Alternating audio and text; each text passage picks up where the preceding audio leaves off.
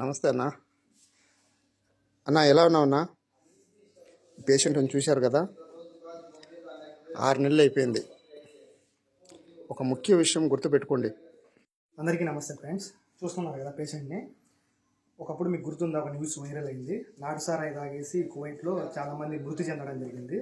ఆ కేసు అనమాట. ఆయన కూడా ఆ రోజు నాటుసారాయి తాగాడు. అది తాగిన తర్వాత చూడండి, ఉలుకు పలుకు లేకుండా జీవోత్సవంలో పడుకొని ఉన్నాడు. మేము పులుస్తుంటే కూడా ఆయనకి పట్టించుకోవడం లేదు, అంటే వినపడడం లేదు.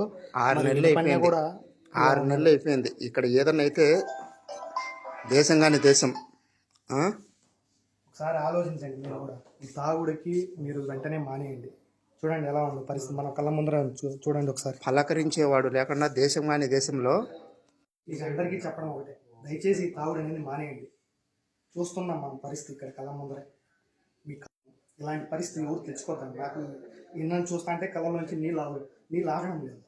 పొద్దున్న నా పరిస్థితి ఇలా అయితే ఇంటికంటే నా పిల్లల పరిస్థితి ఏంటి, నా భార్య పరిస్థితి ఏంటి, మా అమ్మ నా పరిస్థితి ఏంటి? ఒక్కసారి ఆలోచించండి ఫ్రెండ్స్. ఈ కువైట్లో తాగుడు అనేది పనికిరాదు. దయచేసి మీ కాళ్ళు పట్టుకొని చెప్తున్నాను. పట్టించుకునేటోళ్ళు లేదు. చూడండి ఒకసారి, ఏడుపు వచ్చేస్తాం చూస్తా అంటే. జీవోత్సవంలో పండుకోండి. పలకరిస్తుంటే ఒలుపు లేదు పలుకు లేదు.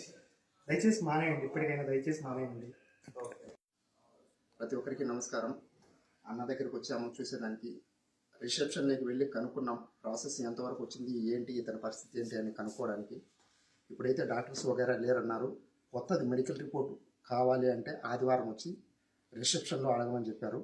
ఆదివారం మళ్ళీ వస్తాము. మాకు చేతనైన వరకు మేము ఈ కేసుని ముందుకు తీసుకెళ్ళడానికి ప్రయత్నిస్తాం. మేము ఎవరికి కూడా హామీ ఇవ్వడం లేదు, మేము చేస్తామని. మాకు చేతనైతే చేస్తామని చెప్తున్నాం.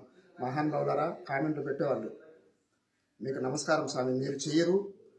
ఇలా వచ్చి ఏదన్నా చేతని ముందుకు తీసుకెళ్ళాలి అనుకునే వాళ్ళకి మీ ఇష్టానుసారం కామెంట్ పెడుతుంటారు. నమస్కారం స్వామి, మాకు చేతనైతే చేస్తాం, మేము ఎవరికి హామీ ఇవ్వడంలా.